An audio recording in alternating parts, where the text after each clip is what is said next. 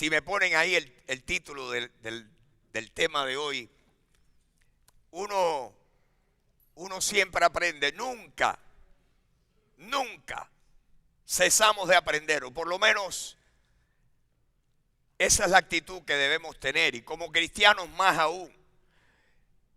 El Señor me recordaba esta mañana en la primera sesión que tuvimos, la primera reunión que tuvimos, un versículo que ni me había venido a la mente al pensar en lo que quería comentarles y compartir con ustedes. Pero parado ahí cantando, el Señor me trajo un versículo a la memoria, el Espíritu me trajo un versículo que dice que el que se cree que sabe algo, no sabe como debe saberlo. El que se cree que sabe algo, no lo sabe como debiera saberlo. ¿Qué clase de verdad es esa? Nosotros que nos creemos que nos la sabemos todas, o casi todas. Si hay alguno aquí que se cree que es la candela,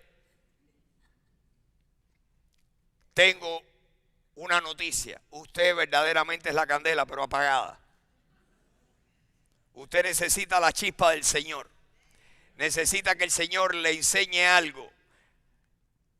Que Dios nos ayude a tener esa actitud. Que si creemos que sabemos algo, no lo sabemos. Ese ha sido el caso mío. Muchas veces todavía lo es. Porque yo también estoy en este proceso de santificación y de crecimiento. Pero años atrás estaba más equivocado todavía. Pensaba que yo tenía una clase de monopolio con la verdad tremenda. Y yo no me explicaba por qué había tantos cristianos que no entendían todas las cosas como las entiendo yo. Y lo cierto es que eso le corresponde al departamento del Señor. Aquí nadie tiene un monopolio con la verdad. Nadie. Todos tenemos algo donde estamos equivocados. Todos tenemos algo. Todos tenemos alguna herejía. Lo que pasa es que no hemos descubierto cuál es. Que Dios nos ayude a descubrir cuál es la nuestra. Dónde estamos errados. Dónde no estamos dándole al blanco. Porque toda la verdad reside en Dios. Dios es la verdad absoluta. Dios es perfectamente blanco todo el tiempo. Los pensamientos de Dios son pensamientos que nunca cambian y Él siempre está en lo cierto. Por eso dice la Biblia, sea Dios veraz y todo hombre mentiroso. Porque los hombres se equivocan, pero Dios nunca se equivoca. El trabajo nuestro, el suyo y el mío, es buscar al Señor de tal manera que el Señor nos traiga entendimiento. Como dice la palabra, te haré entender. Oigan eso. El Señor le dice al salmista, te haré entender. En el Salmo 32, te haré entender y te enseñaré el camino por el que debes andar. Sobre ti fijaré mis ojos. Dios quiere enseñarnos a ti, a mí, a todos. Triste que a veces aprender llega cuando ya nos queda poco tiempo. Cuando yo oigo a una persona mayor decir, muchacho, le dicen a alguien joven, muchacho, si yo tuviera tu edad y supiera lo que sé hoy, las cosas que yo hubiera podido ahorrarme, lo que me hubiera podido evitar en mi vida. Y es así. Toma tiempo aprender, amén. Toma tiempo o no toma tiempo aprender. Por eso los jóvenes necesitan respetar las canas. Por eso la Biblia dice que los jóvenes necesitan, que los mayores necesitan ver y poder percibir a los mayores como sus padres, con todo respeto. ¿Por qué? Porque los años, cuando uno está caminando con el Señor, hay personas mayores que sin el Señor están todavía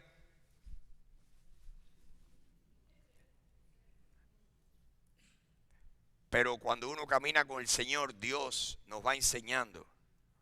Nos va enseñando cosas. A mí me ha enseñado unas cuantas que son las que yo quisiera, alguna de ellas, compartirlas con ustedes hoy. Verdades que liberan. Yo tenía un entendimiento muy limitado. Yo pensaba, yo he sido parte de un grupo de cristianos, como todos nosotros. Nadie comienza siendo cristiano solo. Siempre estamos conectados con alguien. Y allá aquellos hermanos que eran mis hermanos mayores me decían: vamos a cambiar el mundo.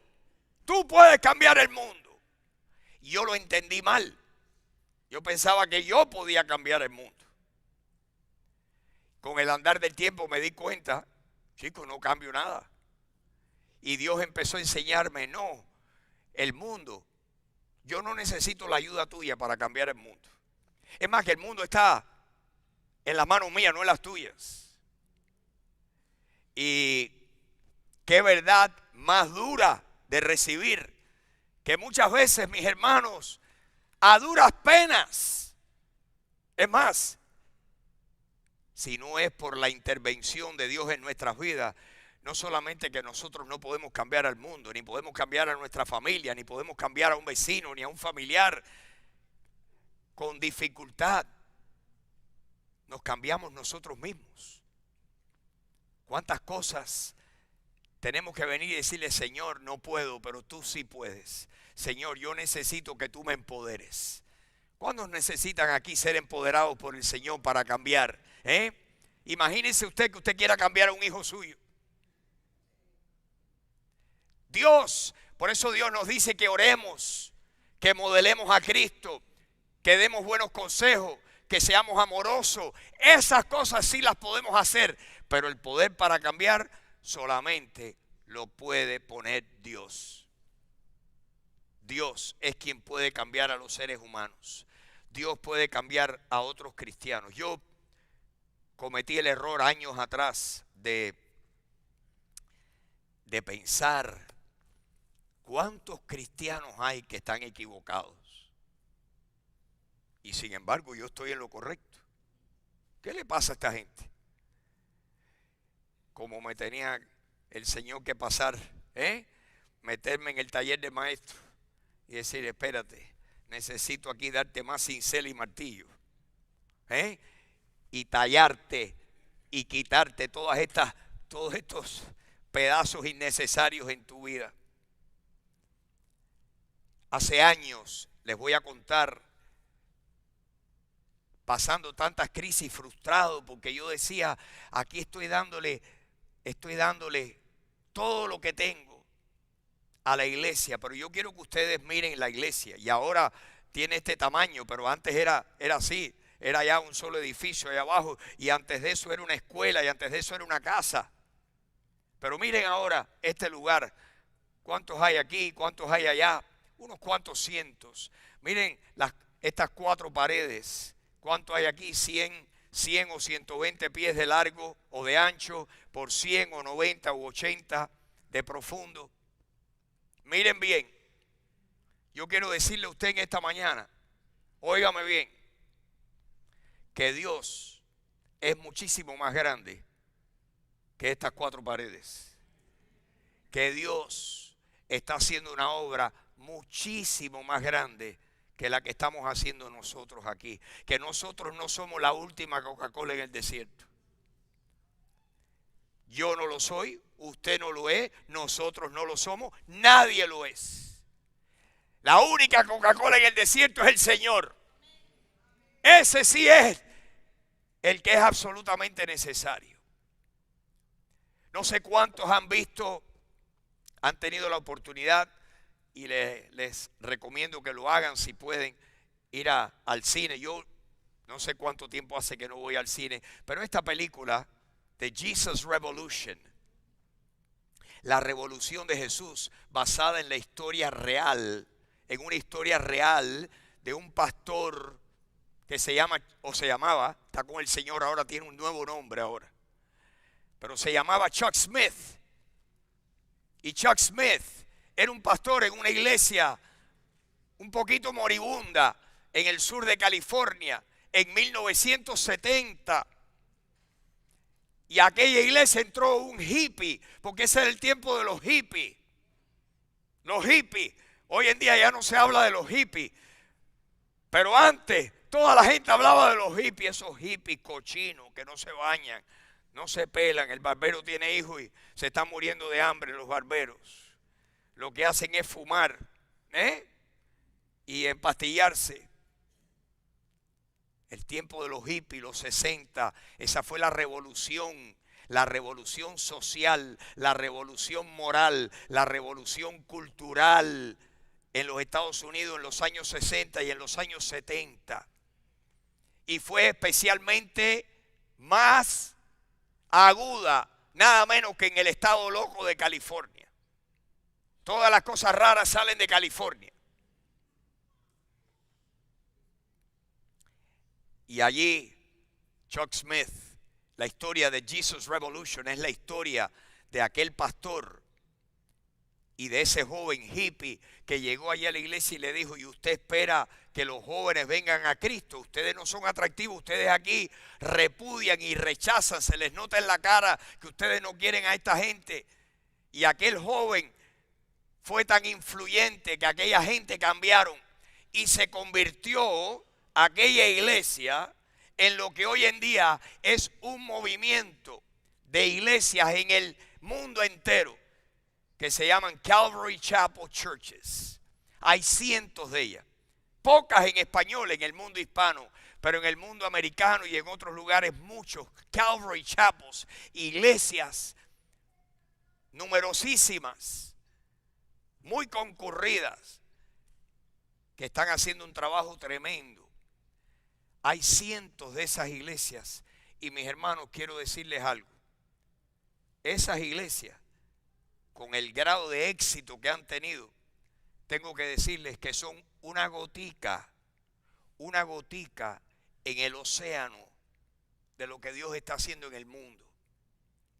Como esas iglesias, hay grupos de iglesias en el mundo entero. En China comunista se calcula que hay más cristianos reuniéndose clandestinamente, la famosa iglesia clandestina en la China, donde el Señor, donde los cristianos se tienen que reunir a escondidas, a cantar así: gracias Señor, gracias, para que los chivatos no los descubran y los metan presos y los maten y les quiten sus propiedades. En China comunista se calcula que hay más creyentes. Usted jamás va a ver eso en las noticias.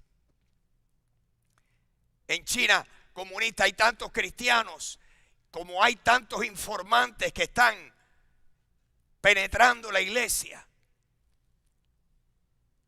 Yo he leído de grupos de cristianos donde no saben dónde se van a reunir.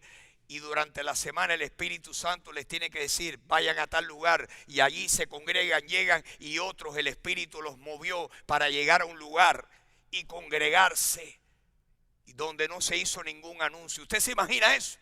Dígame si Dios está vivo o no. Dios está vivo, Dios es real. Usted y yo no conocemos eso. La gracia de Dios es inmensa, el poder de Dios.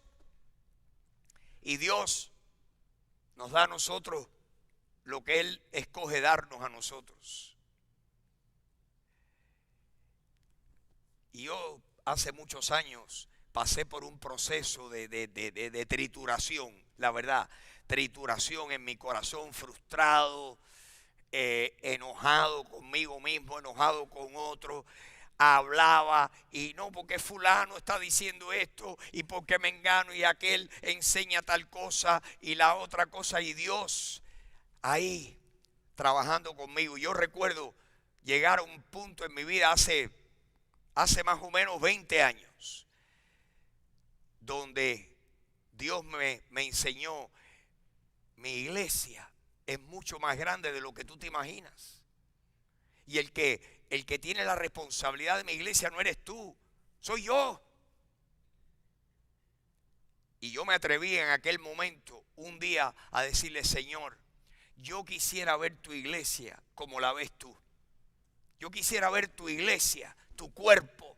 Ustedes saben que la iglesia de Jesucristo es la suma de todos los creyentes que están vivos en ese momento, que han recibido a Jesucristo, vienen a formar parte del cuerpo universal de Cristo, la iglesia universal. Hay cristianos en el mundo entero, mis hermanos, cristianos que usted y yo ni vamos a conocer, los vamos a conocer en el cielo.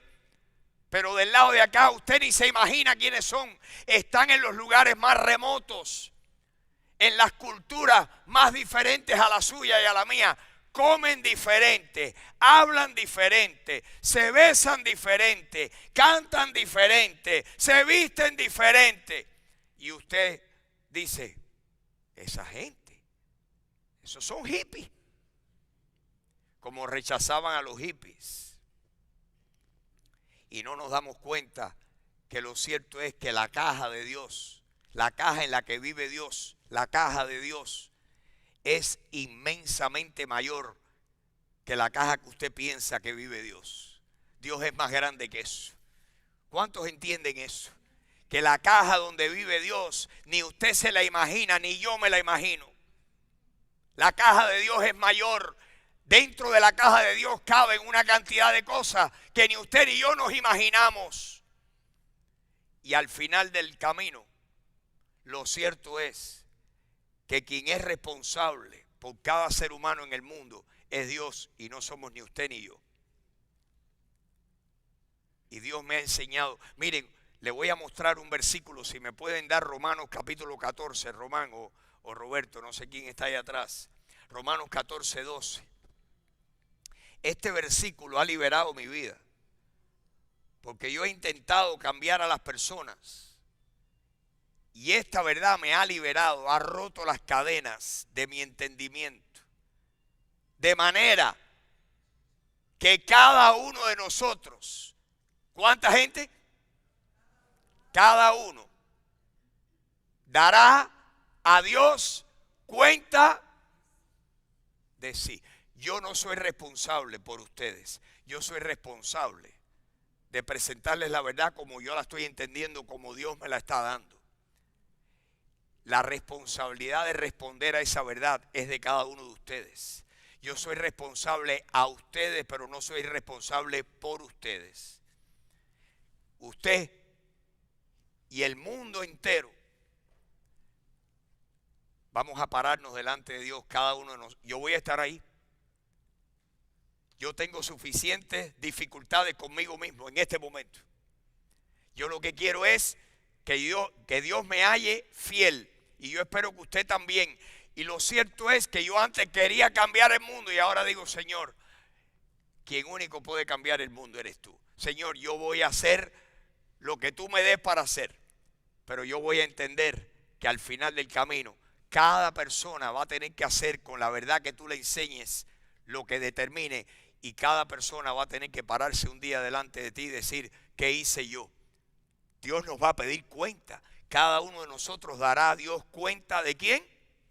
De sí. Yo le digo a Aurora, no está aquí, pero yo le digo, Aurora, yo sé, tú tienes un gran deseo de ser la segunda conciencia mía. Yo lo entiendo. Yo tengo al Espíritu Santo, mi conciencia, y a Aurora, mi media naranja, la mejor parte de las dos mitades, la parte jugosa, dulce.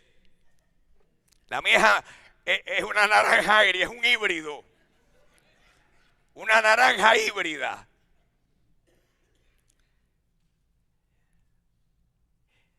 Ella me manda versículos por texto. Te sugiero que te leas estos versículos. Wow. Sí, es verdad, Señor. Efesios 4:15. Santiago 1:19. Así, léalo para que vea lo que me mandó últimamente. Efesios 4:15, Santiago 1:19. Sea todo hombre pronto para oír, tardo para hablar, tardo para airarse, porque la ira del hombre no obra la justicia de Dios. ¡Oh!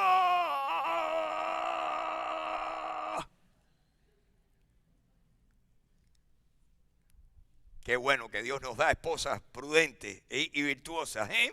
Bueno, Dios es responsable por nosotros. Hace 2000 años estamos llegando a Semana Santa. Ustedes saben que Semana Santa tiene que coincidir con la fiesta hebrea de la Pascua. La Pascua hebrea era la sombra de lo que iba a pasar en Jerusalén hace casi 2000 años, donde el Señor Jesús se sentó con sus discípulos en la cena de la Pascua, y allí era todo ilustrativo y simbólico del cordero, que tenían que comerse el cordero, y todo era simbólico de que vendría un día, ya no la sombra, vendría la verdad en carne y hueso, que sería el Cordero de Dios, que quitaría el pecado nuestro y el del mundo entero. Estamos cerca de la Pascua. Hace casi 2000 años que comenzó la iglesia cristiana, la iglesia de Jesucristo. La Pascua, la muerte, la resurrección de Cristo 50 días después, en la fiesta hebrea de Pentecostés. Ahí fue donde el Señor dice que descendió y por primera vez el Espíritu Santo vino a morar permanentemente en los creyentes y se fundó la iglesia del Señor. De eso hace 2000 años, mis hermanos. Yo quiero que ustedes piensen conmigo por un momento. 2000 años que el cristianismo está yendo a todas partes del mundo. Grupos cristianos, misioneros saliendo a todas partes del mundo. Díganme. Usted y yo no conocemos a casi nadie, conocemos a un grupito así, insignificante de cristianos. Sin embargo, Dios está haciendo todavía hasta el día de hoy, continúa haciendo cosas que usted y yo ni las hemos oído, ni nos las imaginamos. Dios es un Dios que tiene unos tentáculos larguísimos y muchos de ellos, ¿no creen ustedes? Los tentáculos de Dios. La obra de Dios está llenando el mundo entero. Dios es muchísimo más grande que las 4 paredes nuestras. Dios es muchísimo más grande que la paginita del sitial nuestro en el internet. Dios es muchísimo más grande. ¿Y de quién es la obra? La obra es del Señor. Es el Señor. La obra es del Señor. Y en el mundo hay cristianos, en el mundo entero,